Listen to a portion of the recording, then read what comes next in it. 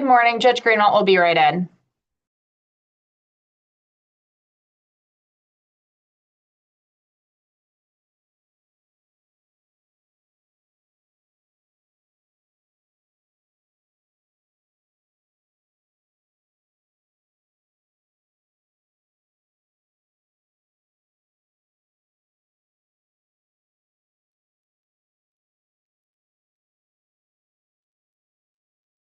And good morning, Mr. Hallams. Please unmute.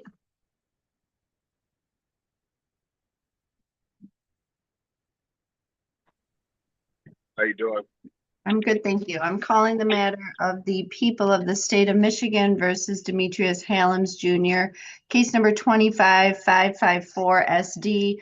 We're here today for an order to show cause. Mr. Hallams, you're here via Zoom. Can you please confirm that you can hear and see me? Yes, ma'am. I can do both. Thank you. So, Mr. Hallams, we're here today for you to show cause why you should not be held in contempt of court because you failed to comply with a judgment of sentence of this court. So I sentenced you in November 19th of 25 for a conviction for operating while impaired to a sentence of no probation, giving you credit for the MAD Victim Impact Panel and the Alcohol Highway Safety Program. You were ordered to complete 24 hours of community service within 90 days and verify that. And you were ordered to pay fines and costs. My information is that you have not completed your community service. Is that correct?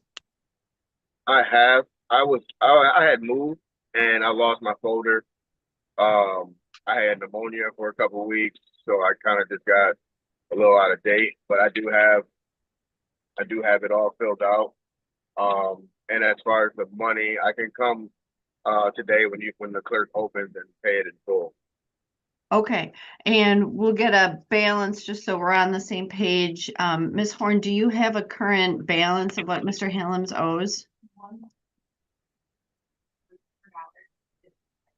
So according to my information, you owe $1,144.55. Is that what your understanding as well? Say that number one more time. $1,144.55. Yes, ma'am. Okay, so Mr. Hallams, what we're going to do today is I'm going to adjourn this order to show cause. I'm going to reset it for another date for you to do the things that you're telling me to do here today, which would be to verify your community service hours as ordered and to pay your fines and costs. If you do those things, you do not have to appear for the adjourned order to show cause and the case can be closed.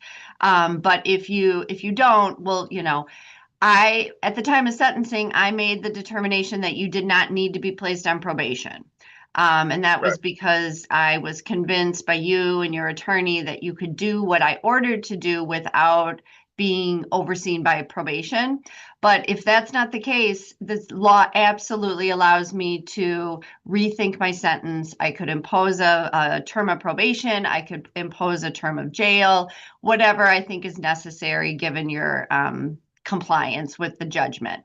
So I'm going to give you the opportunity to comply with the judgment and we'll get a next date.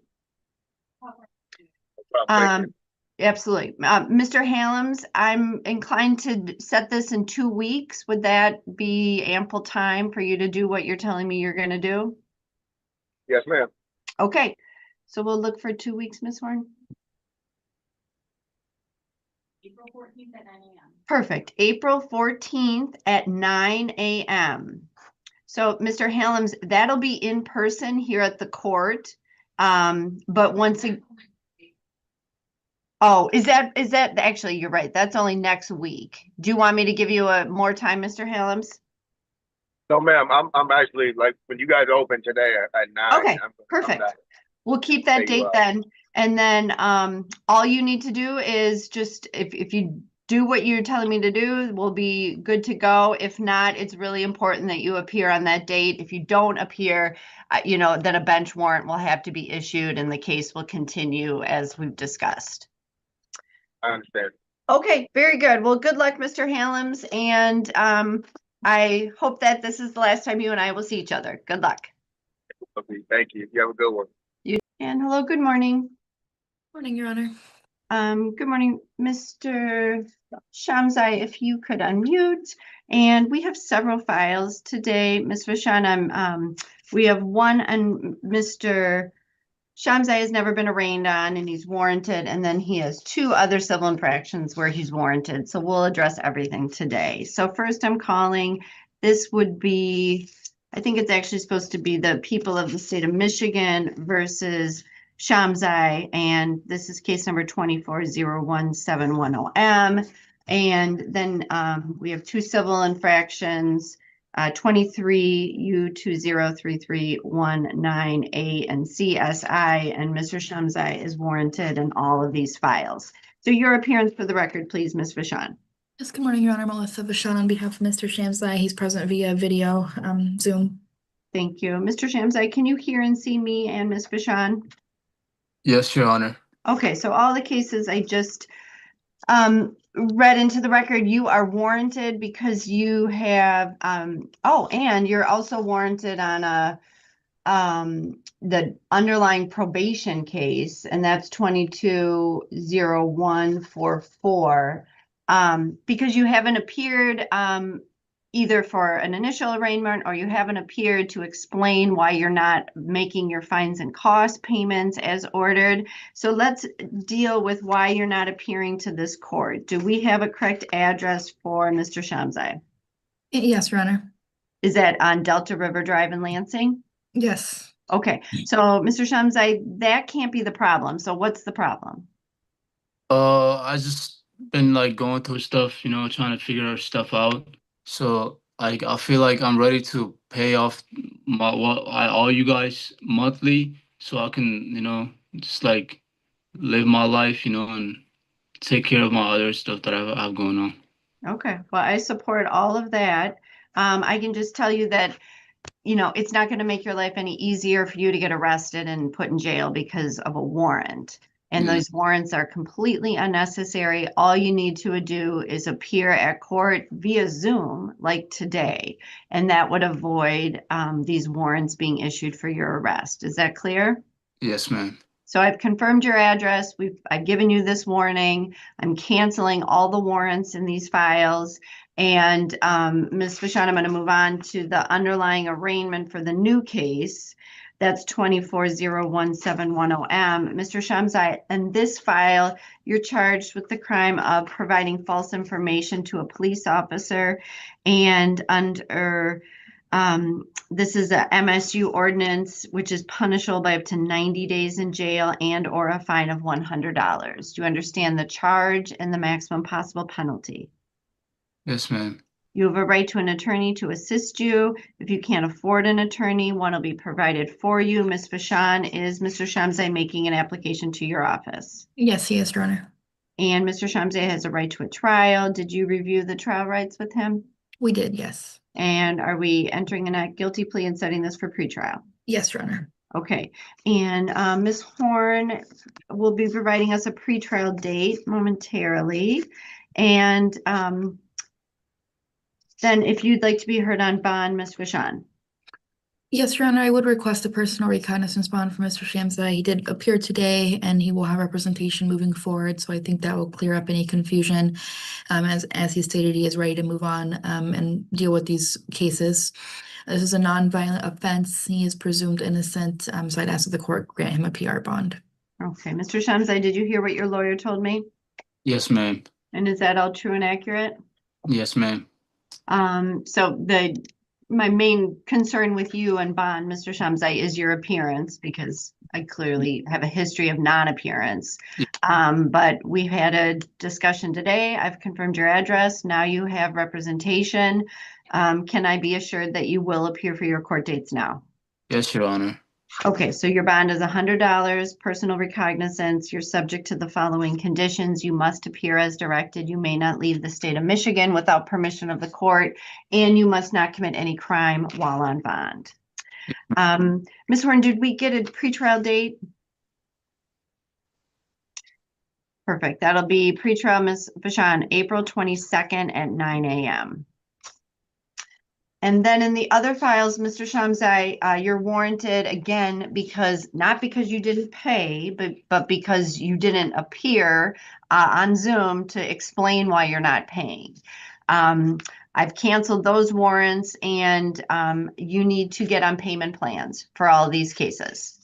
Yes, ma'am. And you owe significant fines and costs, you know, total global is quite significant. So I'm ordering Mr. Shamsai that you need to contact this court and get set up on a payment plan immediately after our hearing. So you're going to call the court, you're going to talk to our collections department. They'll get you the information and paperwork you need to get on a payment plan. And you need to start making payments according to that payment plan. Any questions? No. Okay, anything further, Ms. Vashon? No, thank you, Your Honor. Okay, that's all for this cases. Thank you. Thank you, Your Honor. Just some brief elocution. And for the record, we also have the Michigan State Police report that is dated December 7th, 2025. This is the only case on Mr. Fusco's record, the only time he's ever had any contact with the criminal justice system. He tells me this is a very shameful, embarrassing case. He learned a lot about the risk of drinking and driving and not taking those risks. Since this conviction, he went on to get his master's in business administration, his MBA. He's been working in the auto industry since completing that program. He is now married. He purchased his own home. He's active in his community. He volunteers at the Detroit Boat Club, teaching individuals how to sail. He works with his historical neighborhood association, planning events, doing home tours. So he's active in his community and his neighborhood, but he's hoping to remove this conviction to hopefully not have any barriers as he moves forward in his career.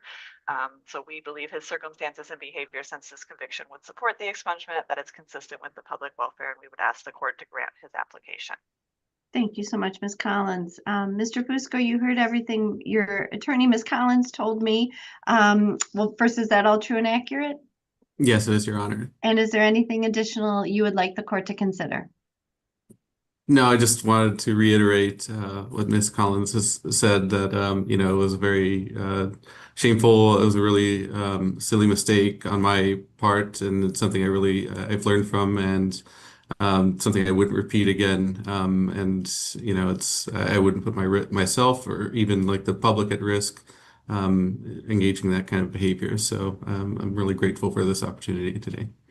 Okay, well, thank you for that. And if I can, just because, just for my own, you know, edification and to just help understand, it seems like you certainly had this as an experience. It sounds like it was difficult in many ways, but it didn't stop you from becoming the person you wanted to become in terms of your career and your family and your home in your community. So was there anything about this experience, either that was court ordered or not, that helped you move in that positive direction?